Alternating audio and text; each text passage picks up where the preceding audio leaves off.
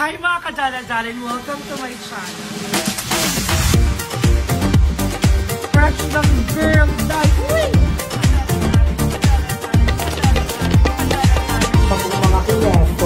Mga kineto.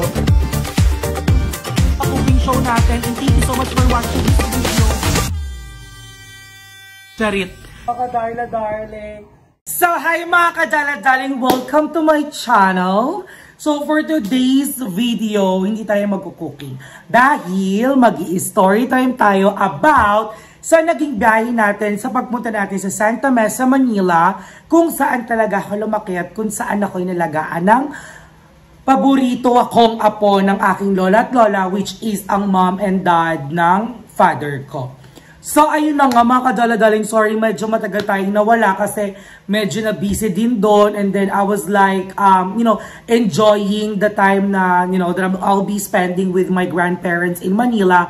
Kaya hindi ko rin talaga sinagad ang pag-video doon. And I'm so sorry, mga dala-daling, for keep you all waiting. So, eto na nga po ang mga nangyari. At least today may video na tayo. Though it's not a cooking vlog, at least magkakatsikan tayo today. So, ayun na nga, pagdating doon, as you can see, nagkaroon kagad tayo ng cooking. And actually, kinakabahan ako nung unang pagpunta ko sa Santa Mesa, Manila. Alam mo yon na, kasi nga, ang tagal kong di pumunta, tapos sinabi sa akin ng grandparents ko, ng lola at lolo ko, na ang muling punta ko doon is yung namatay pa yung dad ko, which is last 2019, October yon. Kasi medyo na busy na rin ako that time, tapos nagkaroon ng COVID, ng Omicron, kaya I really don't have, not time, pero yung humigpit yung mga bayan, and then na-busy tayo sa work nung 2022. So, kaya medyo hindi rin talaga nakakadalaw doon masyado. But anyways, so pagpunta ko talaga doon, nagulat sila, honestly. So, nagulat talaga sila doon kasi kala nila nagjo-joke lang ako na pupunta ako. Kasi ang ginawa ko noon, tumawag ko sa kanila, I told them na, Nay, luto mo ako ng favorite kong pork adobo, which is sobrang sarap talaga niya magluto. Alam mo yung lasang-lasa yung bawang and then super tuyot talaga siya. So, sabi ko, Nay, luto mo ako ng pork adobo, pupunta ako dyan. So, nagbigay tayo ng pang-cooking kay Lola and kay Lolo. And then, hindi pa rin sila naniniwala na uuwi ako, though nagbigay ako ng panluto. So, ayun na, di kinakabahan na ako sa biyahe. And thanks to Aye for coming with me sa Santa Mesa, Manila. And then, pagpunta namin doon, so, nagulat ako kasi as in, pagpasok ko sa mga iskinita kasi yun eh. So, bumaba kami ng Stop and Shop, and then lakad lang konti. Doon sa may court, sa may Teresa, lakad lang ng konti. Tapos, yung sa mga nakakaalam nito, sa may papuntang PUP, meron kasi doon kanto sa left side. At papasok ka doon, papuntang ng Looban, papunta ng Bolivar, which is yung name ng place namin doon. Nakita ko kagad yung Lola Ret ko. Medyo malabo yung mata niya. Tapos sinasabi ng tao, uy, andyan na si Mark. Kasi nga yun yung tawag talaga sa akin doon. Uy, andyan na si Mark, Ate Becky. Ate Becky kasi yung tawag sa lola ko. Ang name na kasi is Rebecca. Tapos ay nakangiti na kagad siya, more yakap na, and then sobrang na-miss din talaga. Tapos yung lolo ko din, which is yun nga yung sobrang favorite talaga ako yung lolo at lola ko. Pero mas more favorite talaga ako ng lolo ko. So, ito di sila makapaniwala, more chika ng very light. Sabi ko, sige, vlog tayo. And then after nun, yung super proud yung lola ko, sabi niya, lagi nagpi-PM sa akin yung lola ko sa messenger, sabi niya, napanood ko yung video mo, nagluto ka ng munggo, napanood ko yung video mo, nagluto ka ng menudo. So talagang natutuwa ko, and then sabi ko sa kanya, nung nandun kami, mag-video tayo at panonoorin mo naman yung sarili mo sa TV, sa YouTube. Tapos yan, more chikan muna kami, pahinga ng very late kasi medyo gabi na rin kami nakauwi doon. And then, so after nun, chinat ko yung mga super kababata ko talaga. As in, bagets pa lang kami magkakaibigan. Si Jason Sanghel and si Igna. Igna kasi yung tawag namin sa kanya. Yun yung dalawa talagang kasama ko noon talaga sa lahat ng ampahan, sa lahat ng kaansyan, kabaliwan. Kaya nagkasama-sama kami doon sa video. Noong unang video na in-upload ko, di ba tawa lang kami na tawa kasi we really miss each other talaga. Sobrang tagal namin hindi nakapag-banding, sobrang tagal namin hindi nakapagkita. Tapos, yun na, medyo nasad din ako kasi pinuntahan ko yung isang kaibigan namin doon na talagang yun din, si Molliver, pero is already in heaven. Isa rin yun sa mga talagang sa tuwing pupunta ko doon, siya yung unang pinipm ko, siya yung sumasalubong sa akin. Yung halos sabay kami kumakain sa kanila sa bahay nila, kila Tita Mayra, Miranda. Miranda kasi yung apelido nila kila Tita Myra Miranda. Doon kami kumakain lagi doon sa parang, yung bahay kasi nila, second floor. Tapos may may paabang na third floor. Pero dati second floor lang, yung baba sila nakatira. Alam mo, nagdadala kami ng sarili namin pagkain. Tapos doon kami kumakain lagi. Sabay-sabay talaga kami. And then nakita ko yung mga iba kong kaibigan. Si Hi. Tuwang-tuwa nung pumunta ko doon ay si Ate Odessa sa Ligo. Kasi Ate Odessa lagi nag-chat sa akin, uy Mark, napanood kita sa BNT. Dali mo sila dito, kailan ka pupunta dito. And then pumunta ako sa kanila, more tawanan lang kami, more chika-chikahan lang. Sabi niya na, bakla ka! Lagi kitang pinapanood. Tapos, super funny na daw at super fun daw talaga sila ng BNT. Dati pa, since COVID time, lagi daw sila talagang nanonood nun. So, kilala niya na sila Ayes, sila Madam Ivan, sila Andrew, sila Jessica, sila Joven, sila GM, si Balong, si Bebang, si Limbuel, basta lahat ng BNT members, si Jeko, yon. Nakilala talaga nila lahat yun na talaga. Like, super, kilala nila kasi nga inaabang. Lalo na si Molliver, kung yung kaibigan ko nga yun na ang malangit nawa, super fun daw talaga siya ng BNT. Lalo na daw si Ayi talaga yung fan ng kinikwenta. Tapos, nagkatsikahan kami ng mom niya, yun, more chika-chikahan. Bakit ngayon lang daw ako pumunta? Kasi hindi rin ako nakapunta nung binurl yung friend namin na yun. Kasi nga, sobrang busy ko sa work. I remember that time nung sinabi sa akin ng mga kaibigan ko yun. Actually, hindi ako makapaniwala nung pinost yon yung sa kaibigan ko. Kasi nga, magka-chat lang kami. And nagpaplano kami magkita dito sa bahay ko mismo. Dito sa bahay ng ate ko. And then, yun nga. Sabi ko, nakaka-sick leave ko lang nun. So, I cannot take any leave to go to Manila na. Pagpunta ko doon, and then, andun yung Ash ni yung sister ni Akla. So, yun, more hi-hi lang kay girl. Super bait din ng friend ko kasi na yun. Tapos, ano ba nangyari? Sobrang dami talaga nangyari, legit. Tapos yung mga tao, uy, Mark, napanood kita. Mark talaga yung tawag, no? Kahit may booking na, no? Uy, Mark, nakita kita. O, bakla ka, sinama mo pa ako sa unang video na in-upload mo. Yung gano'n nakakatuwa. Pero sobrang dami talagang pinagbago ng lugar na yun. Lalo na yung malapit sa Riles, sa may Akbay. Kasi doon talaga ako usually pagkagising ko, doon ako naglalakad-lakad. Kasi may court doon. Doon din ako nag-volleyball, marami din ako friends doon. Ngayon naka-close na siya kasi giniba na yung buong part doon. Hindi ko na na-videohan. Na giniba na siya ang gagawin siyang expressway ata, sabi nila. And then yung mga, alam mo yun, yung mga kababata ko na ang liliit, yung mas matanda na ako, yung ahead na ako like 7 na ako, sila mga 3-4 pa lang. No? Doy, sobrang lalaki na nilang lahat. Talagang as in mga binata na. So, ang tagal ko talagang hindi nakapunta.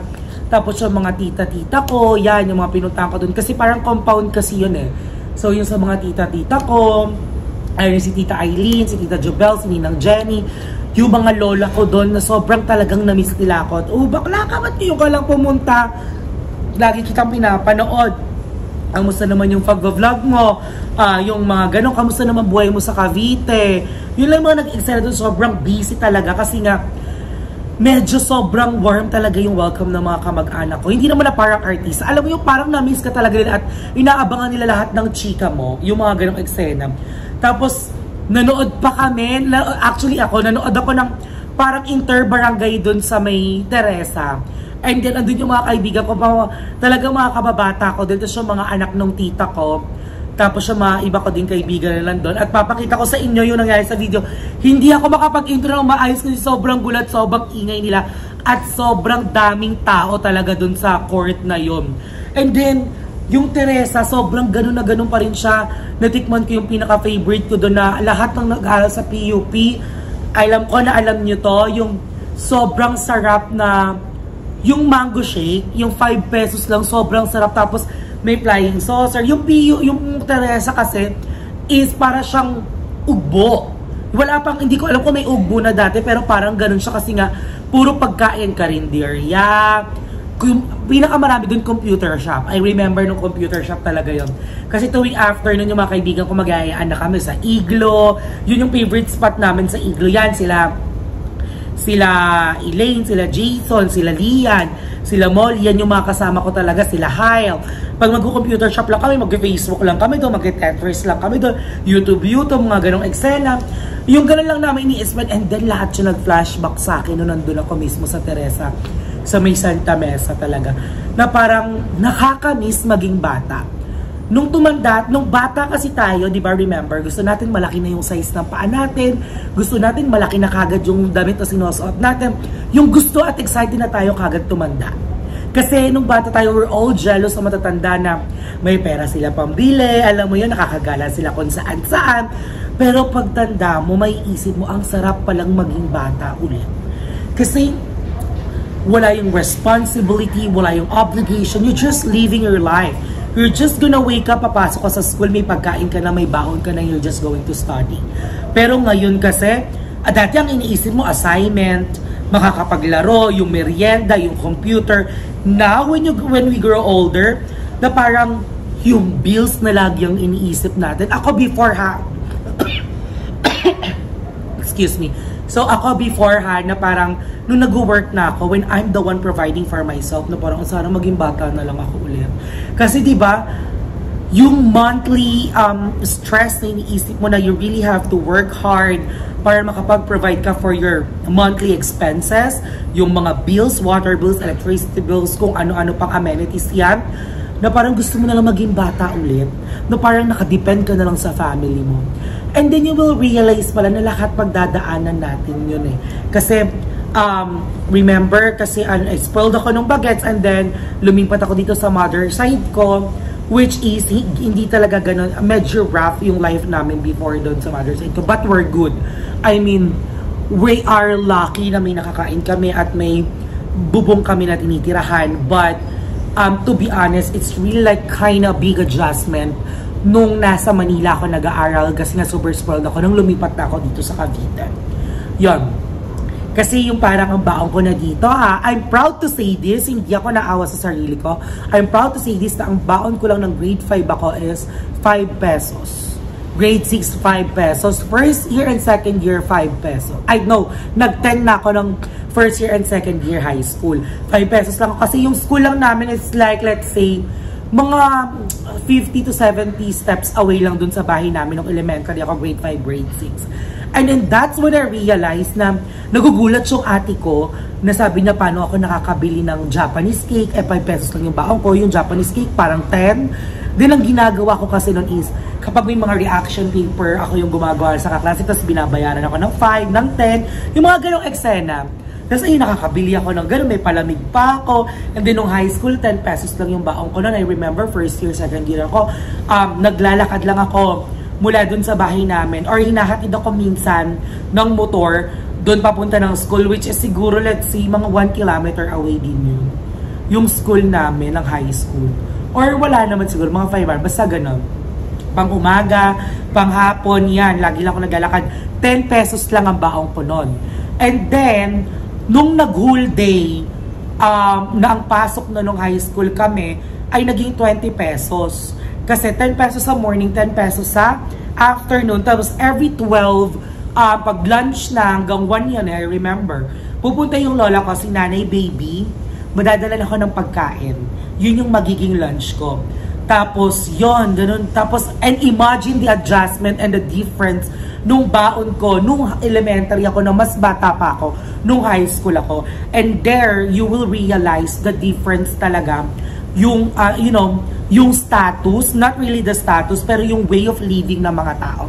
You will know kung sino talaga yung, alam mo yun, malalaman mo yung may kaya, yung majirap, and then yung mayaman. Yun talaga yung parang yung status ng buhay yun eh. And then, growing up, nung nasa mother side ko, I realized that the real meaning of happiness is you being contented from what you have, for what you have in life. Kasi dati hindi naman talaga kami mayaman. I mean, actually, yung pag kumakain nga kami noon, pinagkakasya lang namin talaga.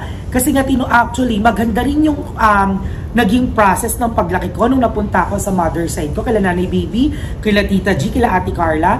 Kasi they taught me na makontento ka kung anong meron dyan, kung anong meron lang ang kaya natin i-offer, at kung anong meron lang yung nasa lamesa natin. Kasi unlike nung bata ako, ayoko ng isa lang yung ulam ko. I'm a spoiled brat. At yung, nakita nyo naman yan dun sa lola at lola ko. Until now, I'm still a spoiled brat kapag kasama ko sila. Ayun, na parang tiro na sa akin na kapag yan lang yan, pag sasalu-saluan natin, kailangan magkakasya sa atin yan. And then, nagkakasya talaga siya. Na dati yung pagkain ko lang mag-isa, kasya pala sa pamilya. And then I remember, nung bago lang yung tita ko noon dito sa mother side ko, nag-ibang bansa, kami ng lola ko, ang gagawin namin noon, hindi ako magulay na tao eh. So, bibili lang kami ng tuyo, and then, bibili ako ng Knorr, pork, or yung cubes, na kahit anong flavor ng Knorr, and then, bibili lang kami ng repolyo, at ng pechay, pakukuluan lang namin yun, and then sabaw na siya sa kanin. And then, ang sarap na lang kain namin ng nanay baby ko dyan, si Nanay Clarita de Vera.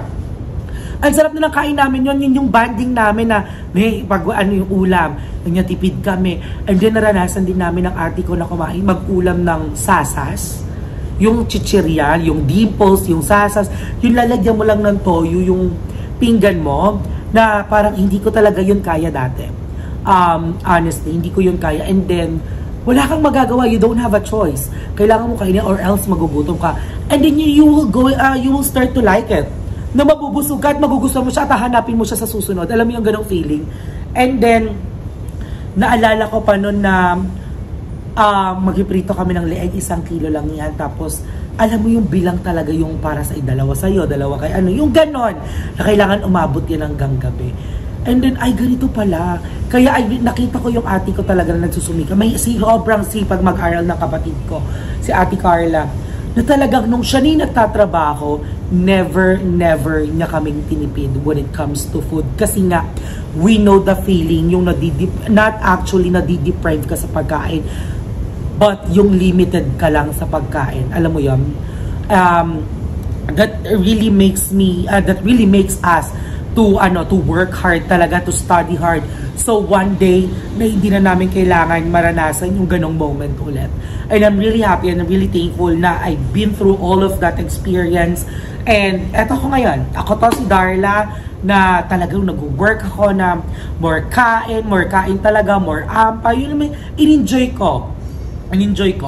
Tapos, yun nga, medyo malaki talaga yung adjustment nun. And then, nung nag-college ako, yung ate ko kasi nagpaaral sa akin nung college ako. So, parang GTK na rin tong video natin, no?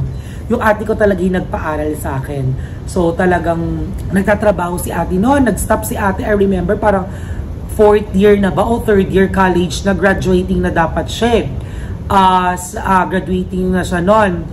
Business administration yung course niya ata noon. And then, I'm really proud to my sister kasi yung sister ko talaga yung tumayong, alam mo yon, parang nani at tatay ko all throughout.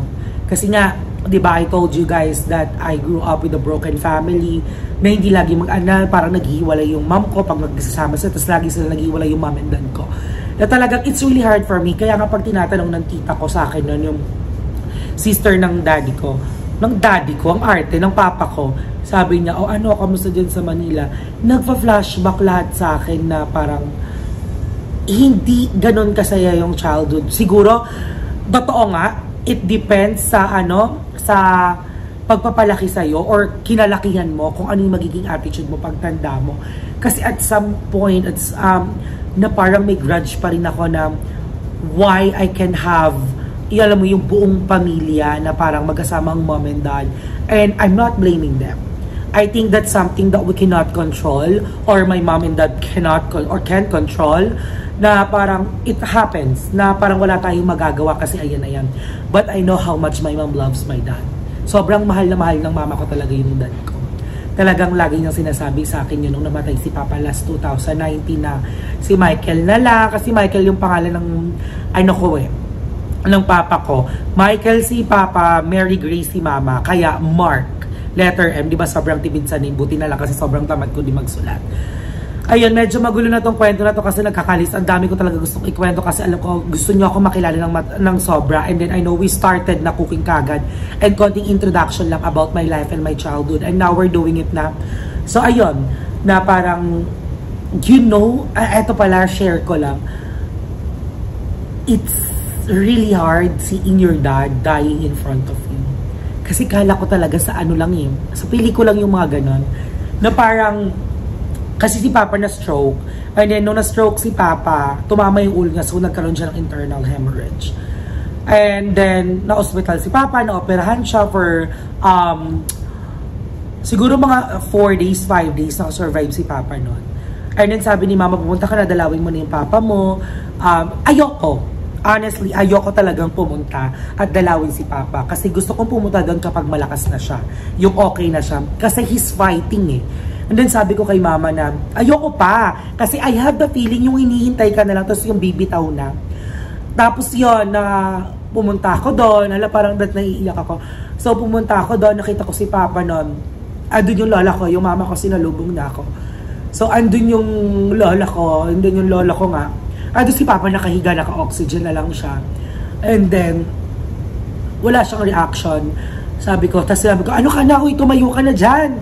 Ano ka ba? Rarapa pa tayo. Nagpapayaman ako para magkakasama na tayo nila Mama, Papa. Kasi that's one of my dream na mabuo ko yung family ko. Nakasama ko si Mama, si Papa sa isang bahay. And then, ayun, nakita ko lang si Papa nun. Iyak lang siya ng iyak. Wala siyang, hindi siya makapagsalita nun eh. Sabi ko, tumayo ka na dyan. Bakit nakaganyan ka lang dyan? Ano, ganyan ka na lang, magpapakabog ka dyan? Di ba siga ka ng Santa Mesa kasi kilala si Papang ganun. And then, umiiyak lang siya lang umiiyak. Alala ko yun eh. Natid pa ako ng ate ko nung pinilit pa ako kasi ayoko pang pumunta. Hindi ako ganun kalapit sa dad ko. And one of my regret is not telling him how much I love him. Kasi mahal ko naman talaga sila ni Mama nun. Medyo lumayo lang talaga yung loob ko kasi nga. Alam mo yun, yung lumalaki ka na may nakikita kang ibang kasama yung tatay mo na babae. And hindi ako galit sa kanya. I already forgave him. And then ano na, sabi ko, tumayo ka na, mga 3 na yun. Tapos titigil siya na kakaiyak. Tapos kakausapin ko siya. Tapos iiyak siya ulit ng iiyak. And then nagkakaroon ng reaction yung katawan niya, yung parang tumatayo siya nun. Sabi ko, go, ayan na pala, pagaling ka na eh. And then mga 5:30 yun ng gabi, I remember na parang sabi ng doktor na oxygen na lang po yung nagbumubuhay dun sa pasyente natin. So, we will try na parang yung i-revive. Nandun ako, nakaupo lang ako noong 2019. How old am I that time? So, parang mga 21, 22. And I'm not ready to lose my dad. Kasi ambisyosa akong tao eh. Ang dami-dami kong gustong abutin para sa pamilya ko, honestly. Sobrang gulo na lang yung feeling na hindi mo alam kung saan ka magsisimula. And then, andun na si Papa, andun na yung mga doktor, yung sinara na yung 2 gilid. Tapos may in-inject na gamot. And then sabi, pinapirma ata si Mama or si Nanay no ng waiver. Kung ano nga mangyayari, parang 4 or 3 revive lang yung binigay nung kay Papa. Actually, nasa utak ko pa siya, hindi ko makakalimutan yun. Kasi nakaupo lang akong ganyan, nandyan lang si Papa, dyan yung mga doktor. Tapos nakita ko yun, parang sinabi na, tinurok na yung gamot, and then revive na si Papa. Tapos sabi nun kay Mama, nung pangalawa na, tsaka kay Nanay na, hindi na po namin ito todo hanggang 5, kasi baka po madurog yung ribs, and then mahirapan sa pag-ano. Tapos nung sinabi na ng doktor na time of death, para tumigil yung mundo ko. Tapos si Mama nag-hysterical na that time. Parang nakatulala na lang ako. Nag-process ako siguro mga 5-10 seconds. Ay, waay na si Pudang. Ganun pa talaga yung chika ko. Ay, waay na si Pudang. Ano yun? End game na. Tapos hanggang sa hindi ko na napigilan nun. Actually, hindi ko alam kung paano ako maglalakad, kung paano ako magsasalita, kung paano ko i-comfort yung lola at lolo ko. Kasi mas masakit sa part nila yun, hindi sa anak eh. Mas masakit sa part ng magulang na makita mo mamatay yung anak mo sa harapan mo. And mahirap din sa akin kasi hindi ko nabigay lahat ng, alam mo yun, na hindi ko natupad yung mga pangarap ko para sa pamilya ko. Kasi ang pinaka-inggit ko lang talaga buong buhay ko, yung nanay at tatay na kasama yung mga anak nila. Bakit ba napunta sa dramahan? Yun sa tuwing tinatanong talaga ako, pag sinasabi ako ng inggitera, hindi talaga po ako inggitera. Ang pinaka-inggit ko lang talaga yung buong pamilya. I am strong. I have a very strong personality. Talagang hindi ako umiiyak sa harap ng mga kaibigan ko. Alam mo yun, pero pag sinabi talaga tungkol sa pamilya, yung inggit, andoon talaga nung bata ako. I remember, umiiyak ako lagi kapag nag-SM kami ng lola ko nun sa Manila. Pag nag-Jollibee kami, yung may mga mama, papa, yung mga bata. Kasi isa yun talaga sa mga gusto ko maranasan. Tapos, kasi isang anak lang ako ni Papa that time kay Mama. Alagang hinahanap po yung father figure.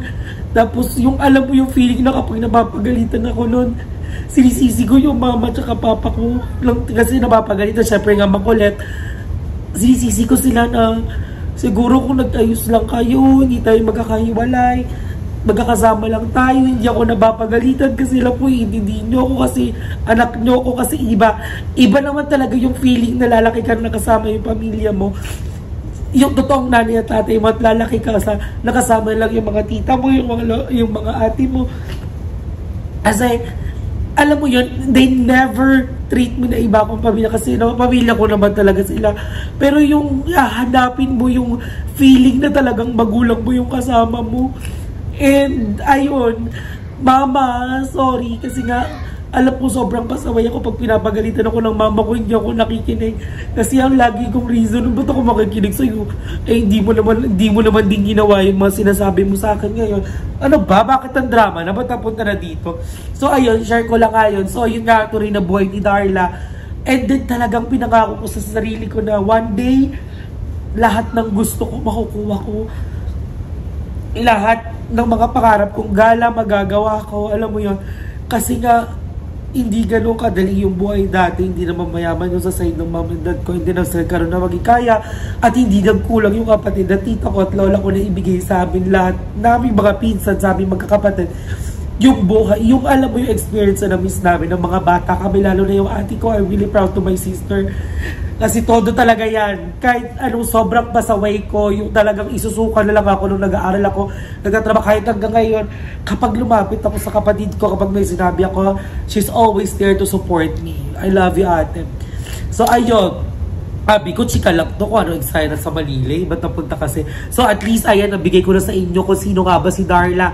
At ano nga bang buhay ni Darla.